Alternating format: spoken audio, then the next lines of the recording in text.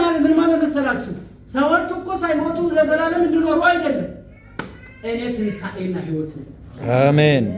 ስለዚህ እኔ ምን ቸገረኝ? ዛሬ ሞትኩኝ፣ በምናምን ሞትኩኝ፣ በመኪና ሞትኩኝ፣ በትንታ ሞትኩኝ። እኔ ምን ቸገረኝ? ሞት ነው። ስጋ ከነፍስ መለየት ነው አይደለ? ቆይ እኔን እየሰማ ያለ ሰው አለ አለ። እስቲ እያፋሸራችሁ እያዛጋችሁ ያላችሁ ሰዎች አላችሁ ወይ? ምን ነግራችሁ ትንብት አለ? እስታሳ እንደ ደከም ብሎኛል፣ ወገበን ያቆነጠልኛል፣ ምናምን ይጎረጉረኛል፣ ይሰለስተኛል እንዴ ሰው አለ? ካለ ትንብት አለ? አይ የለም። እስቲ አጨብጭባችሁ አሳዩ።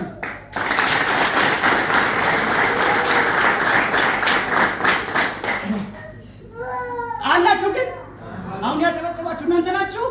ተግባባን። ሃሌሉያ አሜን። እና በምንም ሞት ግድ የላችሁም። ተስፋ ያለን ዘር ነው።